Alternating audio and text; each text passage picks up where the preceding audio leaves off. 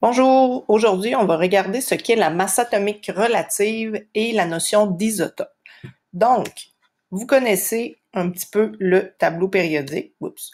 Vous connaissez un petit peu le tableau périodique. Donc, dans le tableau périodique, il y a énormément d'informations. Donc, toutes ces informations-là sont associées avec une légende. Donc, par exemple, dans le coin, vous voyez le 26,98, ça représente la masse atomique de l'aluminium, qui est représentée par 26,98. La masse d'un atome, ça contient quoi? Ça contient les protons, la masse des protons, la masse des neutrons, la masse des électrons.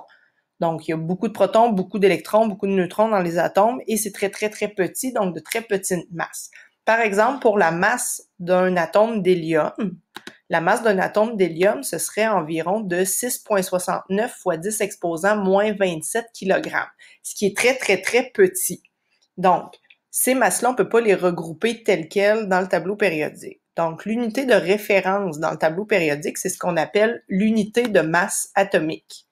Donc, l'unité de masse atomique, ça a été inventé comme étant le 1/12e de la masse d'un atome de carbone.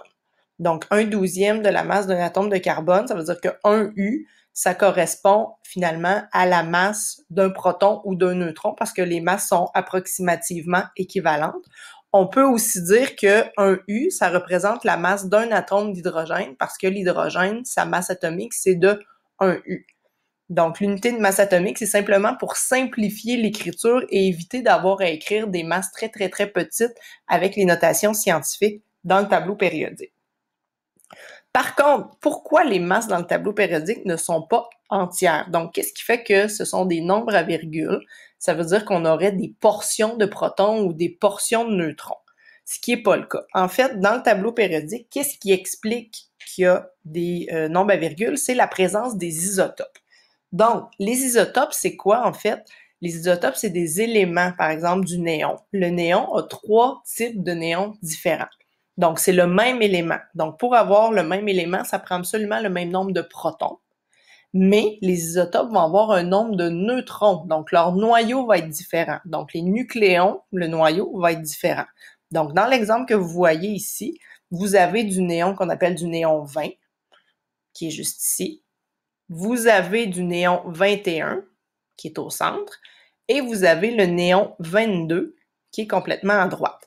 Donc, comme on sait que c'est du néon, on sait hors de tout doute que ces éléments-là ont tous 10 protons. Donc, dans le noyau des 3 atomes de néon, il y a 10 protons. Ce qui fait la différence, c'est au niveau du nombre de masses. C'est-à-dire que la masse de ces 3 éléments-là est différente. C'est ce qui fait que ces 3 éléments-là sont des isotopes du néon. Donc, dans le cas du néon 20, ça veut dire que le nombre de masses de cet élément-là, c'est 20.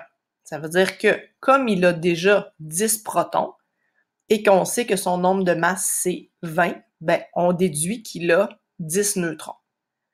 Le néon 21, ça veut dire que son nombre de masses, c'est 21. 21, ça regroupe les protons et les neutrons. Ça veut dire que cet élément-là, on sait assurément qu'il y a 10 protons. Ça veut dire qu'il y a automatiquement 11 neutrons parce que les protons plus les neutrons, il faut que ça donne le nombre de masses, soit le 21. Le néon 22, son nombre de masse, lui, c'est 22. Donc, on sait qu'il y a 10 protons. 10 protons plus combien de neutrons vont donner 22? 12 neutrons. Donc, on a 3 isotopes du néon qui ont tous un nombre de neutrons différents. Ces isotopes-là ont tous aussi ce qu'on appelle des abondances relatives. Ça veut dire que dans la nature, ils ne sont pas tous abondants avec la même proportion. Donc, on a souvent un isotope plus abondant que les autres. Donc, les abondances relatives, on les donne en pourcentage. Donc, par exemple, ce qui est écrit en dessous de votre image, c'est que le néon 20 constitue plus de 90,48% du néon qui existe en totalité. On a 0,27 qui est du néon 21 et 9,25% qui est du néon 22. À partir de ces 3 masses-là et à partir de ces pourcentages-là, on est capable d'aller calculer la masse atomique relative qu'on appelle finalement une masse pondérée. Donc, comme le néon se présente sous ces 3 différentes formes, on doit tenir compte de la masse de chacune de ces formes. On va faire une moyenne pondérée. Pondérée, ça veut dire qu'on tient compte du pourcentage de chacun de ces isotopes-là. C'est pour ça que c'est pas un nombre entier dans le tableau périodique. On va faire un exemple. Donc, on a les deux isotopes stables du bord qui se présentent dans les proportions suivantes. On a 19,78% de bord 10 et 80,22% de bord 11. Donc, il faut tenir compte de ces deux nombres de masse-là. Donc, le bord 10, ça veut dire que son nombre de masse, c'est 10. Ça veut dire qu'il y a un nombre de protons et un nombre de neutrons qui est égal à 10. Et on a le bord 11 qui a un nombre de protons et de neutrons égal à 11. Donc, je vais vous demander de calculer la masse atomique du bord. Donc, mettez le vidéo sur pause, faites votre calcul et après ça, repartez-le pour voir la réponse.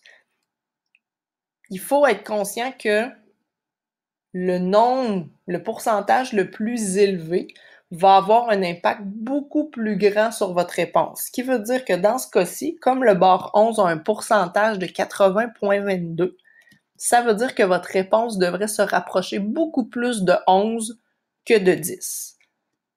Donc, le calcul, qu'est-ce qu'on fait ici? Donc, les nombres de masse, on a 10 et 11, ils sont déjà donnés, donc vous n'avez pas besoin d'aller chercher, ils sont déjà donnés.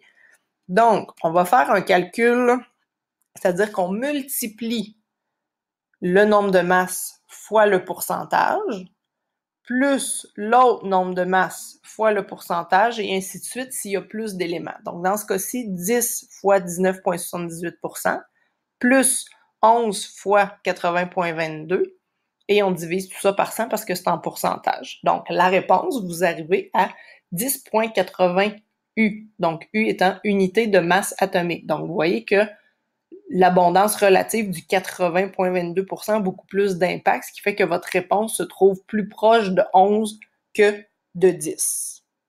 C'est tout.